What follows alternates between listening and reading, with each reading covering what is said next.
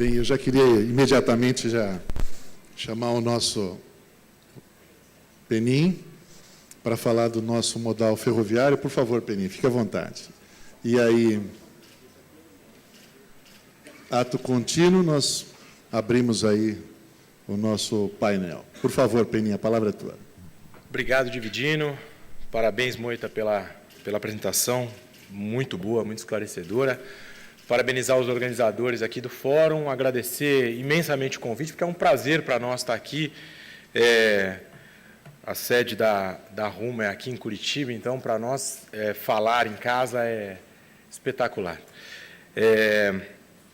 Então, sem mais delongas, já que o reloginho aqui é cruel, vocês não veem, mas na nossa tela aqui no canto tem uma contagem regressiva. Então, como eu vou falar de ferrovia, eu pediria ao DJ que, se tiver algum problema, você solta aquela vinheta lá e alivia a tensão. Primeiro, um slide introdutório, antes de eu entrar exatamente no objeto da conversa. Eu vou dar um panorama para vocês do que é a Rumo hoje, né? Eu fiz em ordem inversa a apresentação, só no final eu vou falar 3 slides sobre a Rumo para não ficar cansativo. Quero aproveitar o grosso do tempo para falar de ferrovia efetivamente para os senhores, que é um tema que as pessoas acho que estão menos habituadas. Então, primeiro, o que é a nossa concessão ferroviária? Nós temos quase 12 mil quilômetros de malha, como os senhores podem ver aqui pelo slide, divididos em 4 concessões. Mas os senhores veem que na região sul-sudeste e chegando até Rondonópolis, lá no Mato Grosso, nós temos predominância no modal ferroviário do país, né? E este volume transportado pela ferrovia está extremamente concentrado no agronegócio. Os senhores veem que 80% das cargas que trafegam na nossa concessão ferroviária, ela está concentrada no agronegócio. Isso traz uma particularidade na nossa ferrovia, na medida em que praticamente todas as outras concessões ferroviárias do país são ferrovias de minério, são ferrovias dedicadas quase que exclusivamente ao transporte de uma única carga, que é o minério de ferro e seus produtos siderúrgicos, enfim. Então, nós somos a única ferrovia multiproduto dedicada a prestar serviço para o cliente, que é o produtor ou a trading, que é aquele que trabalha na agricultura, e nada mais adequado do que a gente está aqui no Foro de Agricultura falando a esse respeito. Claro que tudo isso dividido entre soja, milho, farelo, açúcar, sobretudo esses 4 produtos, né? Então, feita a introdução, eu vou falar de 3 temas, basicamente. Primeiro, do avanço da fronteira agrícola, né? Diferente do minério, que a ferrovia é absolutamente verticalizada, o dono da malha férrea é o dono da mina e é o dono do porto, e portanto, a operação é completamente diferente. Nós estamos falando de uma linha que tem que correr atrás da carga. A carga migra, a linha tem que reagir, né? Então, eu vou falar um pouco do avanço da fronteira agrícola. O segundo ponto que eu vou falar é da própria infraestrutura ferroviária, tentar falar um pouquinho de porto, se der tempo. E, no final, 3 slidezinhos sobre a Rumo, como eu comentei no início. Primeiro, tem esse GIF animado aí, que começa lá em 1980, mais ou menos, e as bolas verdes são a produção agrícola. É o avanço da produção agrícola ao longo dos anos no nosso país. Então, os senhores veem que lá no início da projeção, estava tudo muito concentrado no Rio Grande do Sul e já bastante no Paraná, e o Mato Grosso e Goiás eram 0, né?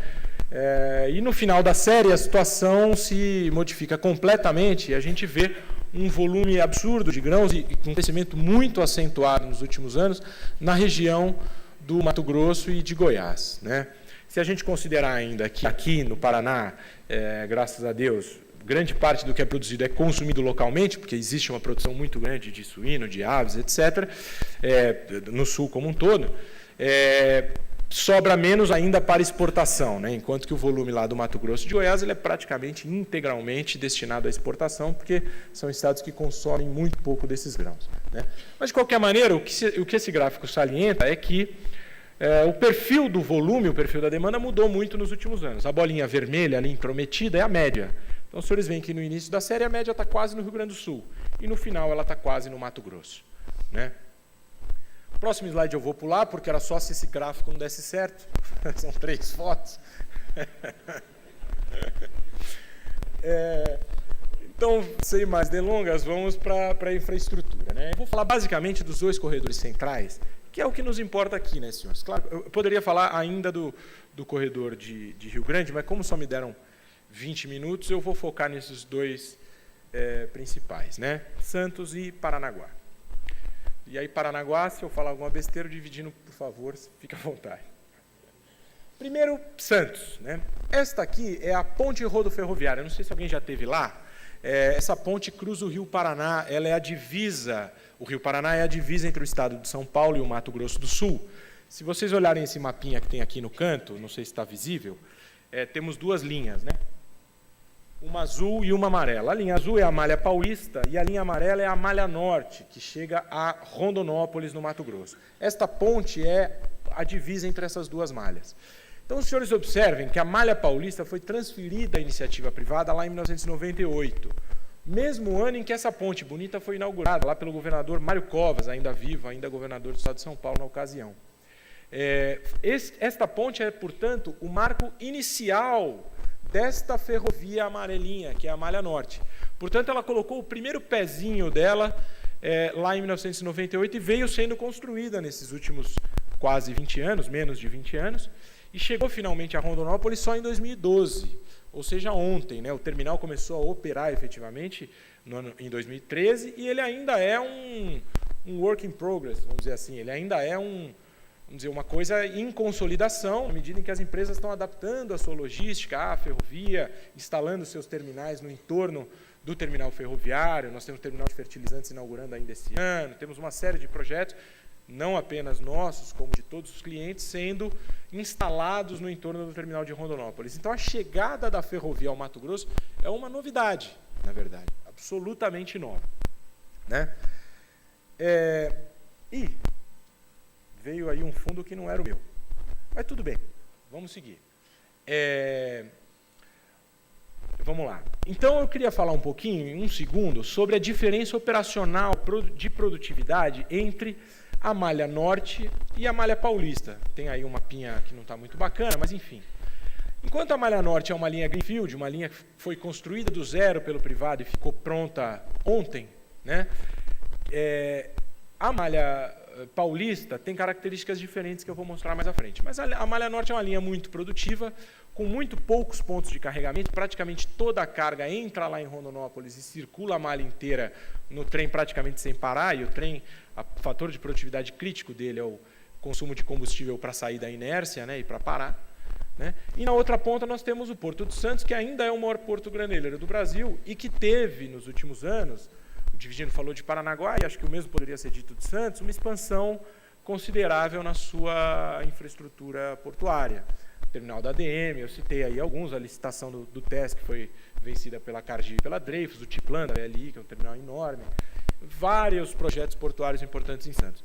E a Malha Paulista fica aqui no meio como gargalo, né? Aí o que é esse gargalo? O que é importante mostrar para os senhores? Estas barras azuis é o dado real, é o volume que chegou de ferrovia em Santos nos últimos 15 anos, né? Então, lá em 2001, 2000 está errado, é pau do gráfico, mas em 2001 chegaram mais ou menos entre 6 e 7 milhões de toneladas de grãos em Santos pela ferrovia. E nos últimos 15 anos, até 2016, esse patamar de 6 ou 7 chegou a 30 milhões de toneladas. É o dado real de volume que chegou a Santos em 2016. Ou seja, dá uma taxa média de 1,5 milhão de toneladas por ano de crescimento. No entanto, este mix rodo-ferro continua inalterado. Lá em 2001, 70% da carga chegava a Santos por rodovia e 30% de ferrovia. E aqui em 2016, 70% da carga chegou a Santos por rodovia e 30% por ferrovia. Quer dizer, mesmo com essa taxa de crescimento de 1,5 milhão de toneladas ano, que a ferrovia conseguiu produzir em Santos, o mix continua igual. Por quê? Porque a safra cresceu numa taxa maior, certo? Ou seja, se a gente quiser, de fato, tirar a carga lá do Mato Grosso de maneira mais eficiente, colocá-la para cima da ferrovia, nós vamos precisar, inexoravelmente, aumentar esta taxa de crescimento anual de absorção da carga pela ferrovia, certo? Calculando aqui, o verdinho é a projeção de demanda, a projeção formal, oficial da própria ANTT, do próprio governo federal, nós precisaríamos levar esta taxa média de crescimento de 1,5 milhão de toneladas ano para 7,5 milhões de toneladas ano, ou seja, multiplicar por 5 essa taxa de crescimento anual, para conseguir inverter o mix e fazer com que 70% do granel chegue a Santos por ferrovia e não mais pela rodovia. Só que, para isso, nós temos duas grandes dificuldades. Primeiro, esse mapinha ele é autoexplicativo. É a própria característica da malha paulista.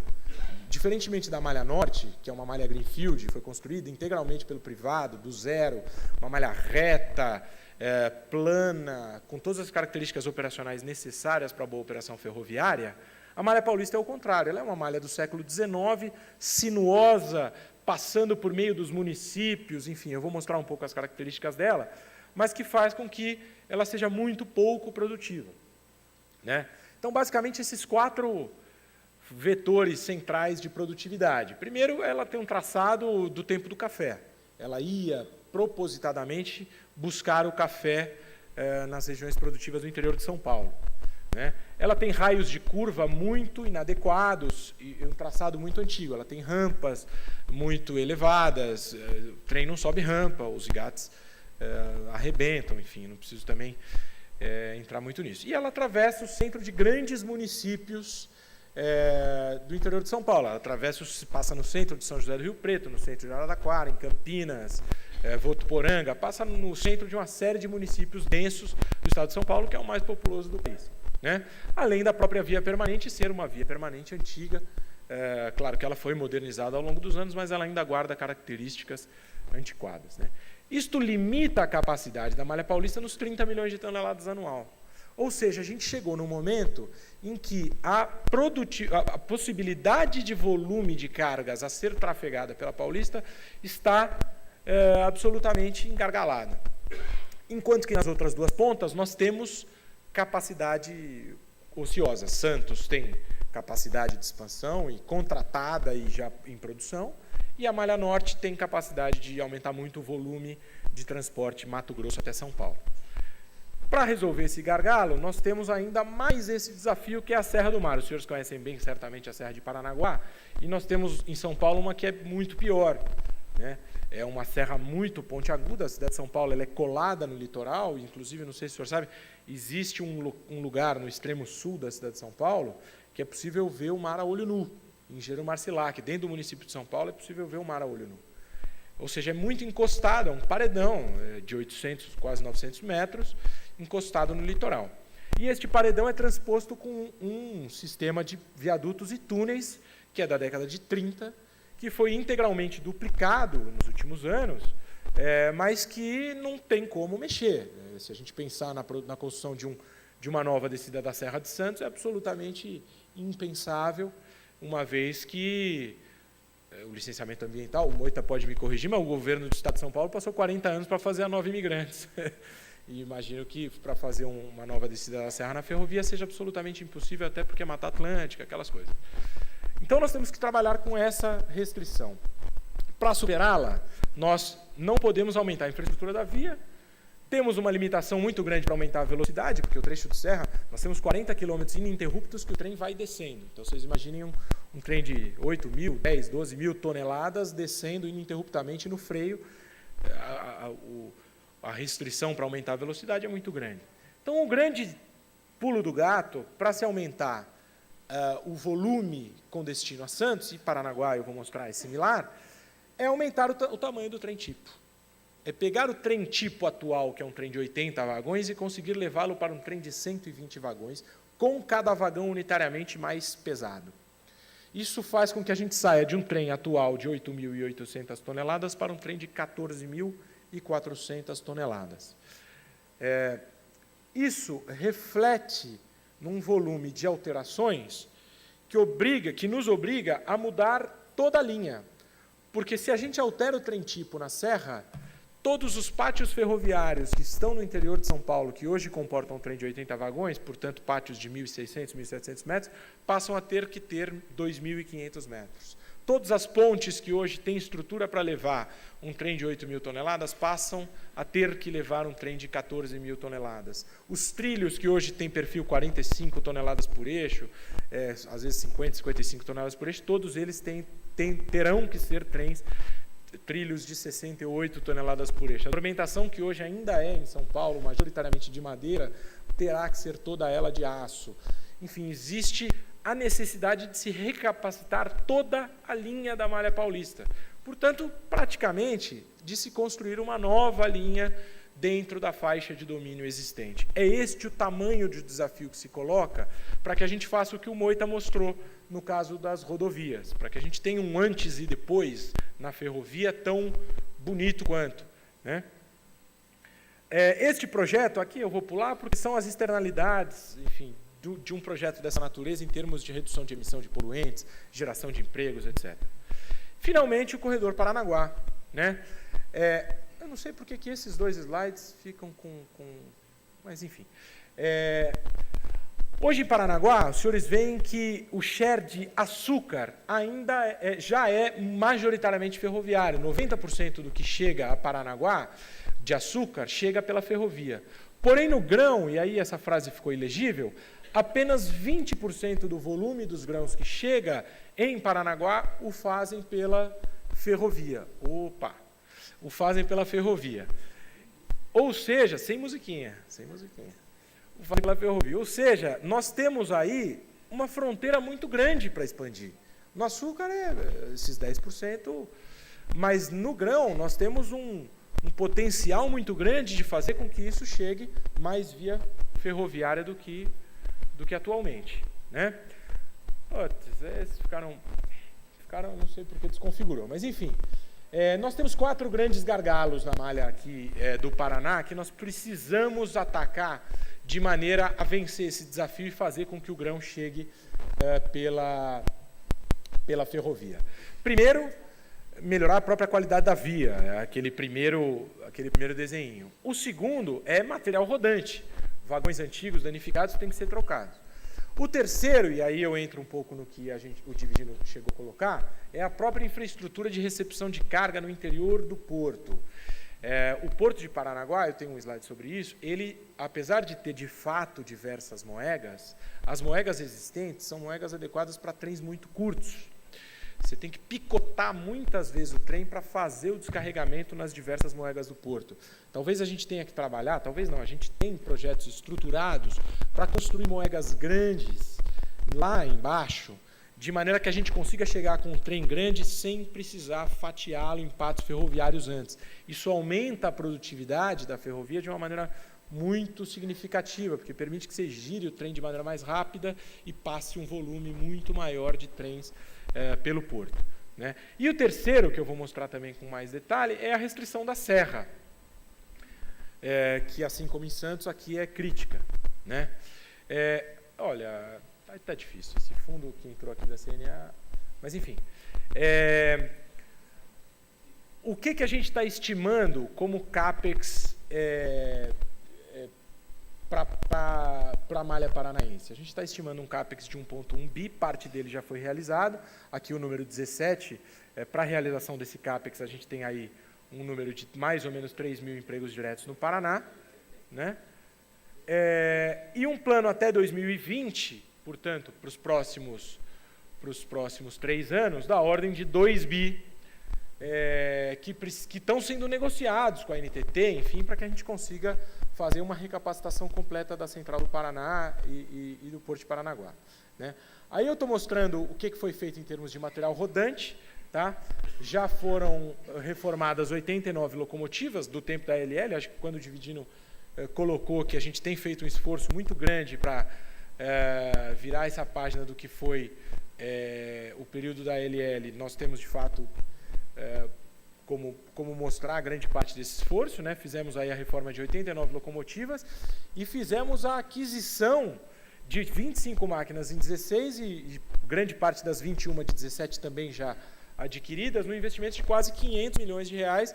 E esta locomotiva que os senhores veem aqui é uma locomotiva da GE que é exclusivamente desenhada a 4 mãos entre a concessionária e a GE para vencer o desafio da Serra de Paranaguá, que é extremamente sinuosa, extremamente com rampas muito acentuadas, né? Esse é um investimento muito grande, muito pesado que a companhia está fazendo para conseguir fazer o aumento do volume. E, finalmente, neste Aqui é o projetado, né? Ali é o real, esse aqui é o projetado, de aquisição, mais de vagões, de 378 vagões, né? E, finalmente, lá em Paranaguá, né? Aqui tem um pouquinho de investimento lá de Paranaguá. Nós fizemos a recuperação de 2 quilômetros de linhas lá em Paranaguá, trocamos 100% da dormentação da via dentro do porto, colocamos piso concretado em bloco intertravado para poder operar com trator e tal. Quer dizer, a recapacitação da linha dentro do porto, que ainda está em curso, né, Dividindo? Tem muita obra em curso lá no porto de Paranaguá. E, finalmente, o desafio da Serra, né? Eu tentei atacar cada um daqueles 4 pontos. Finalmente, o desafio da Serra. Existe um senso comum de que talvez a gente precise fazer investimentos mais profundos na Serra, mas os estudos, eles dão conta de que existe uma curva, a tal famosa curva de São João, que precisa ser atacada com urgência, que a gente finalmente começa a conseguir obter as autorizações para melhorar a curva de São João, e feita esta intervenção, ampliando pátios fora da área crítica e criando um grande pátio de cruzamento fora das áreas de conservação ambiental, a gente tem condições de promover uma expansão da capacidade atual de 15 para quase 27 milhões de toneladas na descida da Serra de Paranaguá. Isso vai ser, no nosso entendimento, um divisor de águas para o acesso a Paranaguá pela via ferroviária. O mês de julho foi um mês histórico, foi o primeiro mês em que a Central do Paraná, né, que os senhores conhecem, vem lá de Maringá e desce bifurca até os portos de Paranaguá e São Francisco, fez pela primeira vez no mês de julho 1 bilhão de TKUs no mês. Quer dizer, a própria Central do Paraná está batendo recordes de volume. Esses números que o Dividindo colocou no início são verdadeiros, só que existe um potencial muito grande para que se aumente esse volume. Só que isso precisa de compromisso de investimento, vigor na execução, parceria com o porto, parceria com os clientes, parceria com o Estado do Paraná, com a comunidade, com as cooperativas, com todo mundo que participa do agronegócio no Estado do Paraná. E a Rumo tem esse compromisso. Nós estamos firmes nisso, e é por isso que eu vou mostrar aqui rapidamente o tamanho do compromisso que a Rumo tem com essa história. Aqui é um pouquinho da fusão da Rumo com a ALL, né? E aí eu não sei se todos conhecem essa história, mas é fundamental a gente compartilhá-la com os senhores, porque a Rumo, ela foi, talvez de todos os que interagiram com a ALL, a sua maior vítima. A Rumo firmou com a ALL um contrato lá em 2009, é a segunda bolinha azul ali, para movimentação de cargas para Santos. A Rumo foi constituída praticamente para isso. Como contrapartida, a ALL pediu à Rumo que ela fizesse a duplicação da Serra de Santos até Campinas, aquilo que eu mostrei lá no início da apresentação, e pediu ainda que fossem comprados vagões e locomotivas, quase R$1 bilhão em material rodante.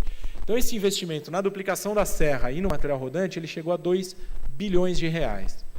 E a ALL não movimentou as cargas que ela havia se comprometido a movimentar e começou a inadimplir no contrato que ela tinha com a Rumo. E essa dívida foi ser discutida administrativamente, depois na justiça, enfim, virou um contencioso jurídico tão significativo que para a Rumo foi mais racional comprar a empresa do que receber esses 2 bilhões daqui a 50 anos. E topar o desafio de virar a página da ferrovia no Brasil. E é isso que nós estamos fazendo nesses últimos 2 anos. Nós estamos botando um volume de recursos absolutamente ímpar, não só aqui na Central do Paraná, como também na Malha Paulista e em outros trechos da nossa malha ferroviária, para tentar fazer com que, finalmente, o modal ferroviário tenha um protagonismo, principalmente no escoamento de granéis agrícolas, que é a sua vocação aqui para a região sul, sudeste, centro-oeste. Importante falar também que 63,81% das ações da Rumo estão na Bolsa. Quer dizer, qualquer cidadão que tem aí um fundo de banco num banco grande, ele tem aí um percentualzinho de Rumo dentro de algum fundo. Então, todos nós somos um pouco donos da empresa também, né? Aqui é o plano de investimento geral. Então, eu falei de Santos, falei do Paraná, e aqui eu estou falando da Rumo como um todo. É tudo uma questão de execução. O plano de negócios da Rumo, ele considera um investimento de 8,5 bi, né? Para tentar levar 70 bilhões de TKU em 6 anos. Este é o plano Rumo como um todo. Grande parte, senhores, já executada. É que como o backlog, como o déficit de manutenção da LL era muito grande, para os senhores terem ideia, eu não trouxe esse número porque é um número... 80% das locomotivas que nós recebemos da LL estavam com manutenção atrasada, 76% dos vagões. Então, metade desse CAPEX aqui foi para reaver a situação que a LL nos legou. Mas boa parte já é CAPEX de expansão, né? Então, nós fizemos, isso dado real, quase 2 bilhões de CAPEX em 2015, quase 2 em 2016 e temos programado para 2017 mais 2. Se considerarmos que já devemos ter executado algo próximo de 1,1 neste ano, foi, nos últimos 2 anos e pouco, um plano de investimentos de 5 bilhões de reais, desculpa, estou terminando, em plena crise. Ou seja, eu não estou afirmando isso com a convicção necessária, porque eu não conheço no detalhe todas as empresas do país, mas eu custo a crer que haja outra empresa no Brasil, nesses últimos 2 anos de crise severa, que tenha investido mais do que 5 bilhões de reais. Talvez, acho que nem a Petrobras tenha feito isso. Portanto, é uma empresa que tem investido demais no transporte ferroviário, né? E aqui tem um timeline do que a gente quer investir, né? E, finalmente, aqui tentar já um primeiro antes e depois, né? A gente tem feito, teria aí uma montanha de fotos para mostrar, mas já tem dado resultado. A gente tem feito a recapacitação de grandes trechos de via. A Malha Paulista ela já está muito bem recuperada, a Central do Paraná também, o Porto de Santos, em grande parte, o Porto de Paranaguá, e não podemos deixar a peteca cair. E, por último, deixar uma mensagem já no final, que a gente quer avançar, apesar de aqui são foros de agricultura, para o Brasil é importante que a gente avance também no transporte de produtos industriais. Se essa realidade é tão gritante para cargas de granel agrícola, que são tipicamente ferroviárias, que dirá para o container, né? Que hoje 91% ainda está no modal rodoviário. Então, pensar no futuro, a gente tem uma parceira, que é a Brado, que tem feito grandes investimentos nessa direção. E no slide do obrigado, e aí formalmente eu terminei, então não estou inadimplente, certo? No slide de obrigado, eu vou vou dialogar com o que o Moita colocou, só para encerrar minha fala. O que a Rumo pleiteia para conseguir fazer esse plano de investimentos não é, e aí eu concordo integralmente com o Moita, nós precisamos abrir espaço fiscal para fazer investimento público em logística. Mas no nosso caso, o que nós estamos pleiteando não é recurso público, não queremos um centavo de dinheiro público, pelo contrário, a ferrovia paga outorga para a União. Não só não tem recurso público sendo injetado nela, como ela paga todo mês uma outorga pela exploração do serviço à União, quer dizer, um contrassenso absoluto, a União recolher recursos e sugar recursos do modal mais eficiente, que é a ferrovia, né? Não queremos recurso público, ajuda de ninguém, nós queremos apenas e tão somente que a União nos garanta prazo para poder fazer esses investimentos. Os nossos contratos de concessão terminam agora, o contrato da Malha Sul em 2026, o contrato da Malha Paulista em 2028. Num plano de investimentos dessa natureza, leva 30 anos para amortizar, 20 anos para amortizar, correndo todo o risco de demanda. Graças a Deus, nós temos competidores de altíssima qualidade, que são as rodovias.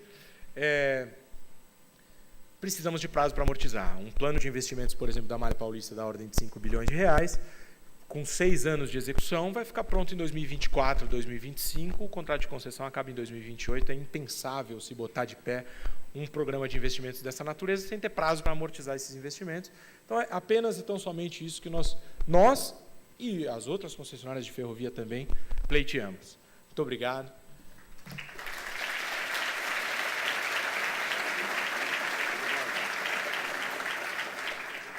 Eu agradeço aos nossos convidados,